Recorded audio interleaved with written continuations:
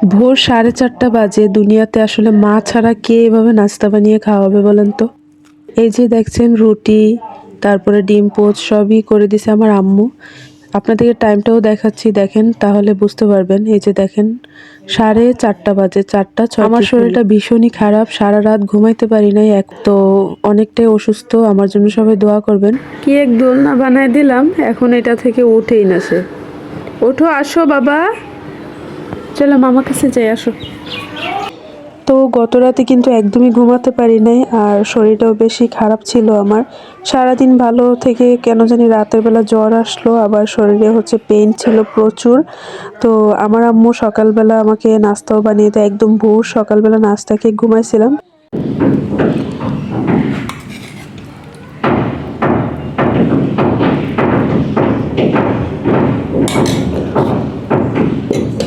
ভাত খেতে বসছি, আজান দিল মাত্র, প্রায় 4টা বাজে।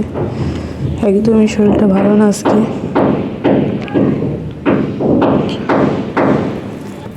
বেগুন দিয়ে রান্না করছে পাবদা মাছ। বিসমিল্লাহ। তরকারিটা মজা হয়েছে।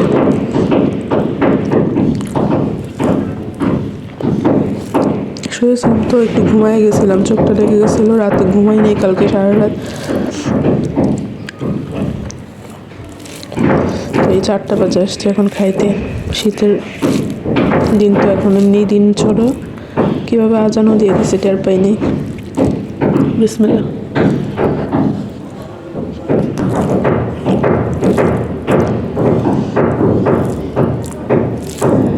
তো আমি হচ্ছে রাতে তো এমনি ঘুমাইতে পারি নাই, সকালে একটু ঘুমাইছিলাম নাস্তা করে।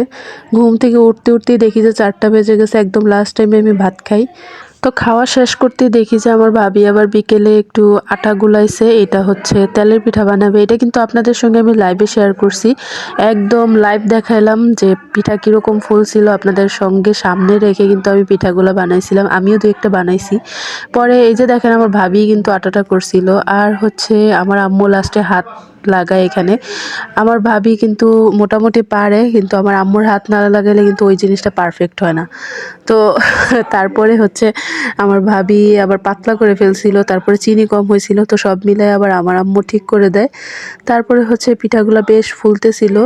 তো ভাবি হচ্ছে তেমন একটা এইটার ব্যাপারে দক্ষ না, তাও ট্রাই করছে, এটাই অনেক। আর একবার না পারিলে কথা আছে না, দেখো শতবার। তো ভাবি হচ্ছে প্রথমটা দিয়ে দিছে, এটা হচ্ছে তেলটা একদমই গরম হয় নাই, ঠান্ডা তেলের মধ্যে দিয়ে দিছিল। তো পরেরগুলা কিন্তু ঠিকঠাক হয়েছিল, আপনাদের সঙ্গে তো আমি লাইভে শেয়ার করছিলাম। তো এই তো সবাই মিলে এখন পিঠা দিয়ে নাস্তা করব। শীতের মধ্যে এই পিঠার আনন্দটাই না অন্যরকম। আমার কাছে তো পিঠা খাওয়ার থেকে পিঠা বানানোর আনন্দটাও অনেক বেশি ভালো লাগে। আশেপাশে সবাই যখন ওয়েট করতে থাকি পিঠার জন্য, আর শীতের বিকেল অথবা শীতের সকালে এরকম পিঠা বানিয়ে খেতে ভীষণ ভালো লাগে। দেখেন আমার ভাবির কাণ্ড, সে হচ্ছে তেল গরম না হতেই পিঠা দিয়ে দিছে, আর এইটা কেমন যেন চাপটির মতো হয়ে গেছে। তো যাই হোক, প্রথম দিকে বললাম না সে হচ্ছে এইটাতে তেমন একটা দক্ষ না, অনেক কিছু মিস্টেক হয়ে গেছে, তারপরে আবার নতুন করে গুলাইতে হয়েছে। তো এখন মোটামুটি ফুলছে ভালো। বিসমিল্লাহ।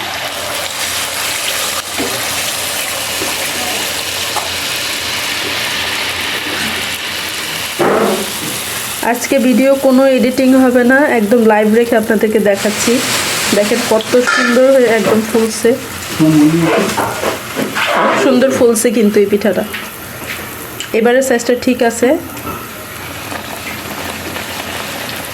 যাই হোক, এখন সবগুলি পিঠা বানিয়ে ফেলছি, দেখেন সবগুলি মাশাআল্লাহ খুব ফুলছিল। তো আজকে এখানে শেষ করছি, সবাই ভালো থাকবেন, আল্লাহ হাফেজ।